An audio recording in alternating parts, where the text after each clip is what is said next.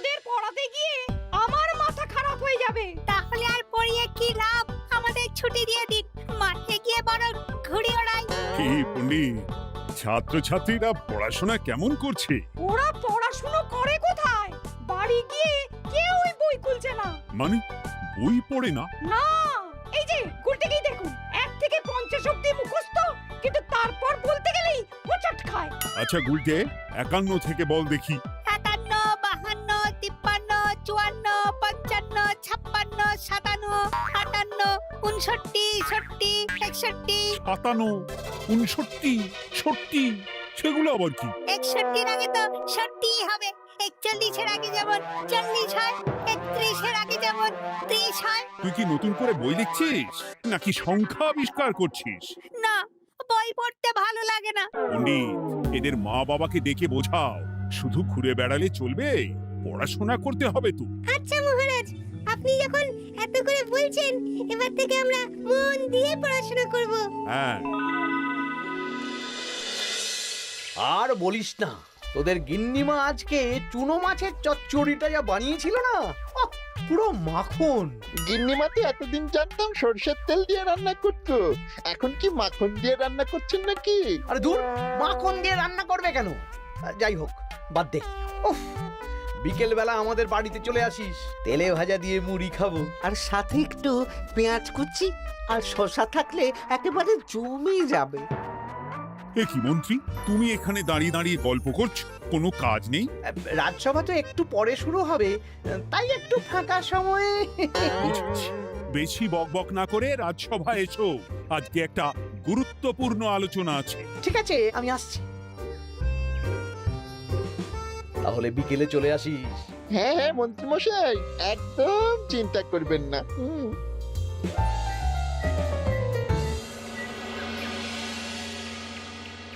রাজ্যটা তো রসাতলে চলে যাচ্ছে, বাচ্চারা পড়াশোনা করছে না, বড়রা গল্প গুজব করে আড্ডা দিয়ে কাটাচ্ছে। কি করা যায় কিছুই তো বোঝা যাচ্ছে না। কে গল্প গুজব করে আড্ডা দিচ্ছে মহারাজ? কে আবার? আমাদের মন্ত্রী। আমি নিজের চোখে একটু আগেই দেখলাম, বটা ঘটার সাথে সকাল সকাল গল্প জুড়েছে। তাহলে এটা বোঝা যাচ্ছে যে মন্ত্রী মশাইয়ের তেমন কাজ নেই, আর কাজ যখন নেই তখন মন্ত্রী মশাইকে রাজসভায় রাখারও দরকার নেই। হ্যাঁ মহারাজ, গোপাল এটা ঠিক কথা বলেছে। মন্ত্রী মশাই তো কাজের মধ্যে দুটো জিনিসই করেন, অকাজ আর কুকাজ। একদম বাজে কথা বলবে না। গোপালের কথা শুনে এখন আমার নিন্দা শুরু করেছো, তাই না? এই থামো থামো থামো থামো, আমাদের রাজ্যের উন্নতির জন্য একটা সমাধান করা দরকার। এই সময় নষ্ট করা বন্ধ করতে হবে। তাহলে মহারাজ, সবাইকে ফাঁকা সময়ে বই পড়তে হবে, পড়াশোনার মধ্যে থাকতে হবে, কারণ জানার কোনো শেষ নেই। তাহলে কি করা যায় বলো তো গোপাল? আমাদের রাজবাড়ির যে গ্রন্থাগার আছে সেটা তো বহু বছর ধরেই বন্ধ, ওটা খোলার ব্যবস্থা করুন মহারাজ। হ্যাঁ মন্ত্রী, তুমি নিজ দায়িত্বে গ্রন্থাগার খোলার ব্যবস্থা করো। অনেক দিন ধরে ধুলো ময়লা জমে আছে, সব পরিষ্কার করবে, আর পরিষ্কার হয়ে গেলে তোমরা সবাই গ্রন্থাগার থেকে বই নিয়ে পড়বে। বেশ। মন্ত্রী মশাই ভালো ভাষার ফেঁসেছেন। হ্যাঁ, জীবনটা তো শুয়ে বসে গুলতানি দিয়ে কাটিয়ে দিচ্ছেন, না হয় একটু কাজ করবেন আর কি। আর হবে না গল্প গুজব, হবে না ঠাট্টা হাসি। গ্রন্থাগার সাফ করতে গিয়ে মন্ত্রীর হবে হাঁচি কাশি। কথাটা বেশ ভালো বলেছে বিজ্ঞানী। ওনার দুটো কাজ, অকাজ আর কুকাজ। সে তো তুমি প্রসঙ্গ আনলে তাই। বেটারা আমাকে নিয়ে রসিকতা করছে। এই গোপালের বড্ড বার বেড়েছে, এমন চাল চালবো যে কেঁদে কুল পাবে না।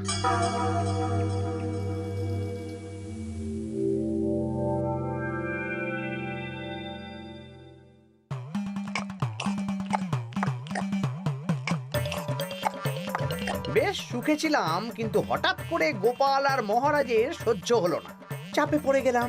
আমরা আপনাকে চাপমুক্ত করব, বলুন কি করতে হবে? আমি সব ভাবনা চিন্তা করে ফেলেছি, এখন তোদের আমার কথা মতন কাজ করতে হবে। আসতে পারি মন্ত্রী মশাই? হ্যাঁ, এসো এসো। ইনি তো চিত্রশিল্পী, এনাকে দিয়ে কি হবে? ইনি তো আসল কাজ করবেন। শোনো, তা গোপালকে ভালো করে দেখে নিয়েছো তো? বিলক্ষণ। একটা পাতায় গোপালের ছবি আঁকতে হবে, ওপরে লেখা থাকবে কৃষ্ণনগরের ভবিষ্যৎ। কি গোপাল তো আপনার শত্রু, গোপালকে নিয়ে বই লিখছেন কেন? আমি বলছি, একটা পাতায় গোপালের একটা ছবি আঁকা হবে, যেখানে গোপালকে দৈত্য হিসেবে দেখানো হবে। বড় বড় দাঁত, বড় বড় কুলোর মতো কান। শোনো, নিচে একটু ফাঁকা রাখবে, যা লেখার আমি পরে লিখে দেব। আর আপনি মহারাজকে এই পাতাটা দেবেন? হ্যাঁ, আর বলবো যে গ্রন্থাগার পরিষ্কার করতে গিয়ে এই পুরনো পাতাটা পেলাম, তবে অনেক খুঁজেও বইয়ের বাকি অংশ কিচ্ছু পেলাম না মহারাজ।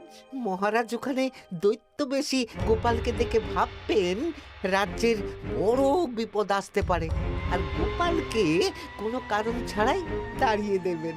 একদম তাই। কিন্তু একটা সমস্যা আছে। আবার কি সমস্যা? পুরনো পাতা বোঝাবেন কি করে? ছবি আঁকা হয়ে গেলে পাতাটা দুদিন রোদে ফেলে রাখবো, তারপর পাতার ধারগুলো একটু আঁকা বাঁকা করে কেটে দেব, সাথে আগুনের হালকা তাপ দিলে সাদা পাতা খুব তাড়াতাড়ি পুরনো দেখাবে। এটা ঠিক বলেছেন। আচ্ছা চিত্রশিল্পী, তাড়াতাড়ি ছবি এঁকে ফেলো। আমি কালকে সকালেই দিয়ে দেব। বেশ বেশ। আর বটা ঘটা, তোদের কালকে থেকে একটু আমার সাথে হাতে হাতে কাজ করতে হবে। হ্যাঁ, সে আমরা আপনার সুখে দুঃখে পাশে থাকবো।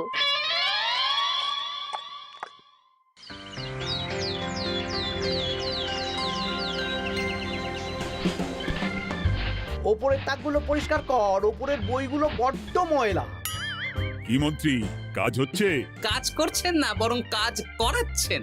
কাজ হওয়া নিয়ে দরকার, যে আমি করি বা অন্য লোক, তাতে কি যায় আসে? যায় আসে মন্ত্রী মশাই।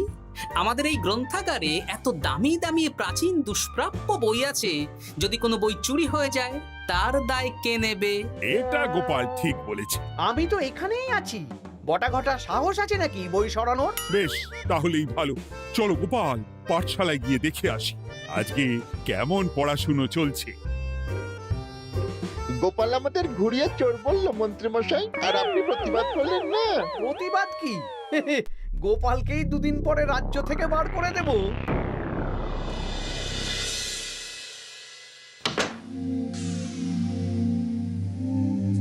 মন্ত্রীমশাই, ছবি আঁকা হয়ে গেছে। কই দেখি দেখি দেখি। সাব্বাস, এই তো চাই। এই ছবি দেখে মহারাজ চমকে যাবে। এবার পাতা পুরনো করার কাজটা করে ফেললেই কেল্লা ফতে।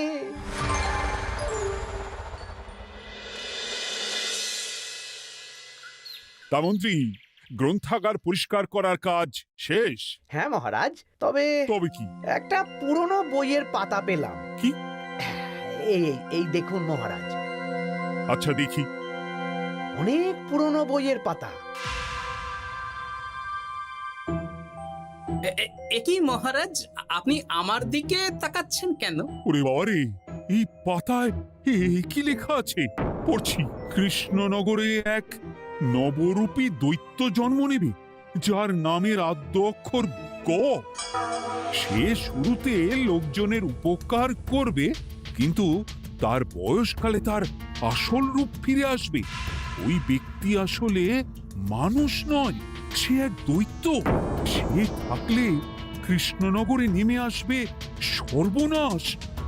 কৃষ্ণনগরের মানুষদের ধরে সে খাবে। তার আসল রূপের চিত্র প্রদর্শিত করা হলো। কই দেখি মহারাজ। দেখো, সত্যি তো, এই দৈত্যকে একদম গোপালের মতন দেখতে। মহারাজ, আমার মনে হয় যে গোপালকে এই রাজ্যে ঠাঁই দেওয়া একদম ঠিক হবে না। কোন দিন গোপাল মানুষ থেকে দৈত্য হয়ে আমাদের খেয়ে নেবে বলা তো যায় না। উল্টো পাল্টা কথা বলবেন না মন্ত্রী মশাই। ওই দেখুন মহারাজ, গোপাল কেমন রেগে উঠছে। এক্ষুনি দাঁত বেরোলে কিন্তু হিতে বিপরীত হয়ে যাবে। আরে কিসের হিতে বিপরীত? কই দেখি। দেখো দেখো, এ তো কোনো দুষ্প্রাপ্য বইয়ের পাতা, তাই মিথ্যে কথা লেখার সম্ভাবনা কম। বিশ্বাস করুন মহারাজ, আমি দৈত্য নই, আমাকে ফাঁসানো হচ্ছে। গোপালকে দূর করুন মহারাজ। কোনো অঘটন ঘটে গেলে কিন্তু আমাকে বলতে পারবেন না যে আমি আগে থেকে সাবধান করিনি। হ্যাঁ গোপাল, তুমি আর এই রাজ্যে থেকো না, আজ রাত্রেই চলে যাও। আমি জানি তো মানুষ অবস্থায় অনেক উপকার করেছো বা করছো, কিন্তু দৈত্য হয়ে উঠলে তখন রাজ্যের মানুষকে কি জবাবদিহি করব বলো? বিশ্বাস করুন মহারাজ, আমি মানুষ। চপ! এই কে আছো? গোপালকে ঘাট ধাক্কা দিয়ে বের করে দাও। যেন আজকের পর এই রাজ্যে আর না দেখি। মহারাজ এসব বিশ্বাস করলেন? মন্ত্রী মশাই জোর খাটালেন যে, কি আর করা যাবে। এখন যতদিন না কোনো উপায় হচ্ছে, এই রাজ্যের বাইরেই থাকতে হবে। তবে কি? একটা সন্দেহ হচ্ছে বুঝলে। আগের বছর যখন বেতন বেড়েছিল, রাজসভা থেকে একটা চিঠি দিয়েছে, সেটা আছে? হ্যাঁ, আছে তো। দাও তো, যাওয়ার পথে একটু বিজ্ঞানীর বাড়িতে যাব বুঝলে।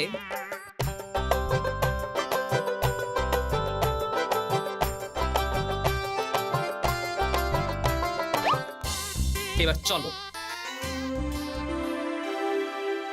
আমিও বুঝতে পারছি গোপাল, এটা গভীর ষড়যন্ত্র। শোনো, তুমি একটা কাজ করো।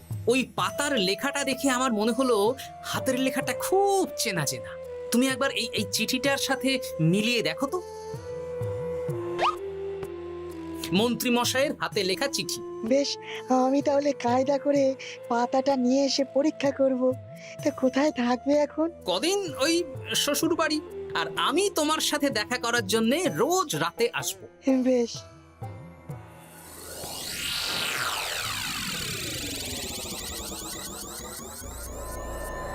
আসতে পারি মহারাজ? বিজ্ঞানী, এসো এসো এসো। বলছি মহারাজ, পাতাটা চাই, আজকে রাতের জন্য দেবেন? হ্যাঁ, নিয়ে যাও নিয়ে যাও। ওই পাতা দেখলেই আমার ভয় লাগছে।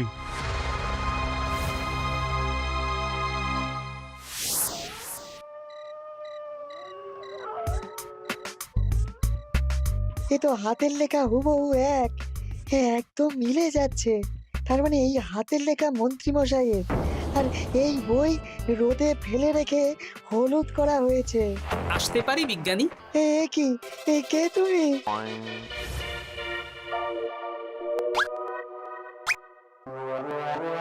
গিন্নির পুরনো শাড়ি পরে নারী সেজে এলাম, কেউ জানতে পারলেই বিপদ। এ কোনো বিপদ নেই, তোমাকে মন্ত্রী মশাই ফাঁসিয়েছেন। ওনারই হাতের লেখা, আর ওটা রোদে ফেলে আর উষ্ণ তাপে রেখে পাতা হলুদ করা হয়েছে। জানতাম এইরকমই কিছু একটা হবে। তাহলে কালকে সকালেই রাজসভায় সব খোলসা করে দিই।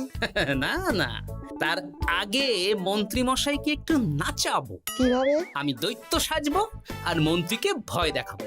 আগে বটাকে দেখাবো, তারপর ঘটাকে, শেষে মন্ত্রীকে। এ ভালো মজা হবে, আমি তোমার পাশে আছি।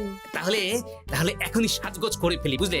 তুমি একটা চাদর মুড়ি দিয়ে আমার সাথে বটা ঘটার বাড়িতে যাবে এখন। আচ্ছা।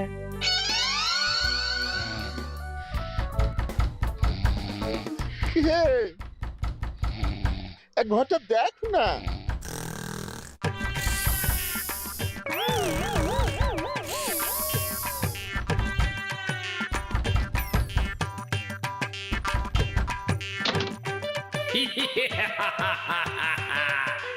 আমি তোকে খাবো, আমি দৈত্য গোপাল।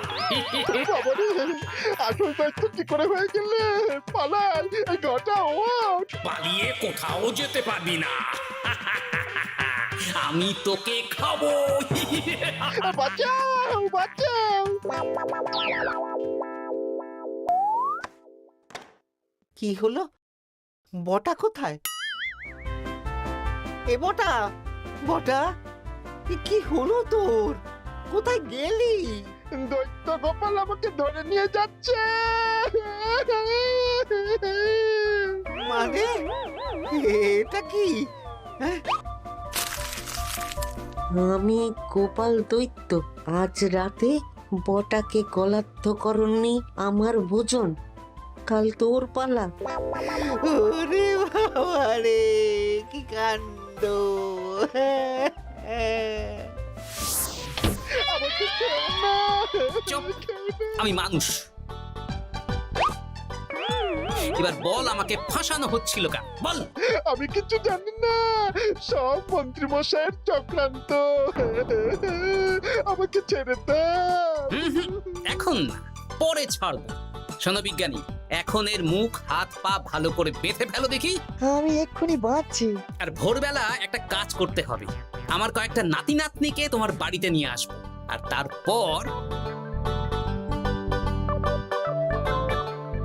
আচ্ছা, আমি এখন চললাম, দরজাটা ভালো করে বন্ধ রেখো।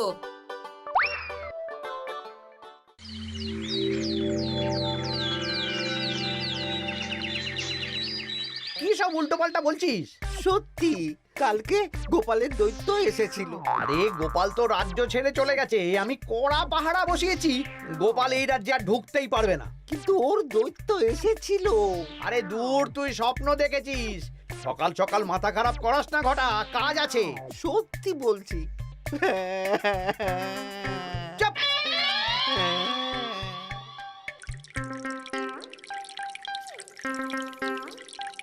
মহারাজ, আমি কানা ঘুষো খবর পেলাম বটাকে গোপাল দৈত্য কালকে রাতে তুলে নিয়ে গেছে। হ্যাঁ, আমিও তো তাই শুনলাম। কি সর্বনেশে দিন এলো! এতদিন তো এই বিপদ ছিল না। কালকে গোপালকে তাড়িয়ে দেওয়ার পরেই গোপাল দৈত্য হয়ে সব শুরু করলো নাকি? আরে দূর দূর, আরে গোপাল দৈত্য হবে কি করে? মানে তুমি তো ওই পাতাটা দেখিয়ে বললে।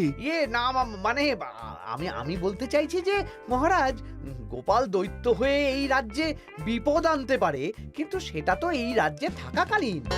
এখন তো রাজ্যেই নেই, তাহলে আমি তো এর মাথা মুন্ডু কিছুই বুঝতে পারছি না। সর্বনাশ হয়ে গেছে মহারাজ। কি হলো পুটির বাবা? আজ সকালে গোপাল দাদার মতন দেখতে একটা দৈত্য এসেছিল আমাদের বাড়িতে, আর পুটি ট্যাপা পুচকে তুলে নিয়ে গেছে। এবার আমাদের কি হবে মহারাজ? এ কি সর্বনেশে কাণ্ড রে বাবা! দূর, কি সব বলছো? সত্যি পুটির মা সকাল থেকে কাঁদছে, সকাল থেকে হ্যাঁ, কাঁদছে। আজকে ওরা তিনজন পাঠশালাতেও আসেনি। এই সেরেছে। মহারাজ, গোপালকে তাড়ানোর পর থেকে তো দেখছি বিপদ শুরু হলো। এতদিন তো কোনো বিপদ ছিল না। সেনাপতি, তুমি তোমার প্রহরীদের নিয়ে গোপাল দৈত্যকে খুঁজে বের করার চেষ্টা করো। আচ্ছা মহারাজ। আর এই যে মন্ত্রী, বলুন মহারাজ। আজ থেকে রাজ্যের সব দোকান, বাজার, হাট অনির্দিষ্টকালের জন্য বন্ধ থাকবে। সবাই বাড়িতে থাকো, ঢেঁড়া পিটিয়ে দাও।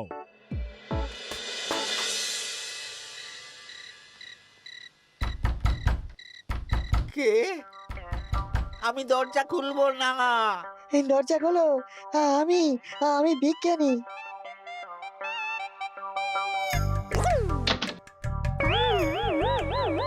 এবার আমি তোকে খাবো। আমাকে ছেড়ে দাও, আমাকে ছেড়ে দাও, ছেড়ে দাও, আমাকে আমাকে ছেড়ে দাও। ছেড়ে না, ছিঁড়ে খাবো।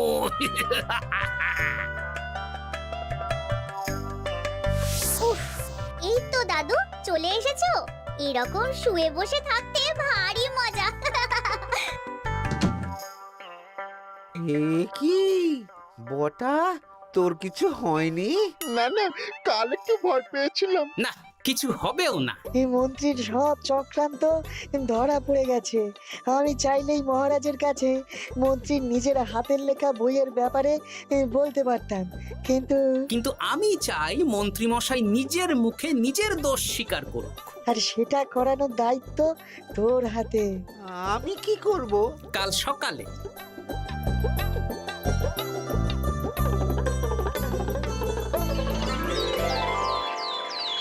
কালকে আবার ঘটাকে তুলে নিয়ে গেছে। ও সেনাপতি, তুমি কি করছো? আমি তো দেখতে পাইনি গোপালকে। দূর! মহারাজ, মহারাজ, কি ঘটা, কি অবস্থা তোর? ও অনেক কষ্টে পালিয়ে এসেছি।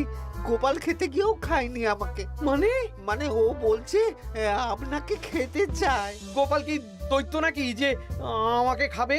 হ্যাঁ, ভয়ানক দৈত্য। এই তো আমি পাতাটা এনেছি, দেখো তো একবার। হ্যাঁ হ্যাঁ হ্যাঁ, এইরকম।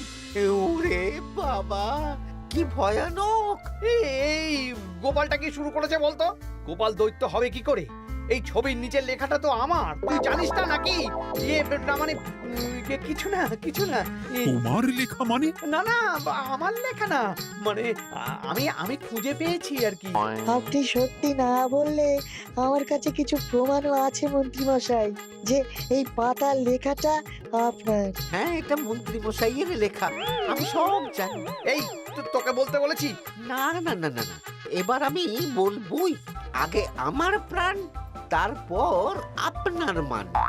মন্ত্রী মশাই এই পাতাটা নিজে লিখেছেন, আর গোপালের ওই ভয়ানক ছবি একজনকে দিয়ে আঁকিয়েছেন। রোদে রেখে ও আগুনে উষ্ণ তাপে পাতাটা হলুদ করেছেন, আর ধারগুলো আঁকা বাঁকা করে কেটেছেন যাতে দেখে পুরনো মনে হয়। সব বাজে কথা। কোনো বাজে কথা না। এই দেখুন মহারাজ, মন্ত্রীর হাতের লেখা একটা চিঠি আর বইয়ের লেখা একদম এক।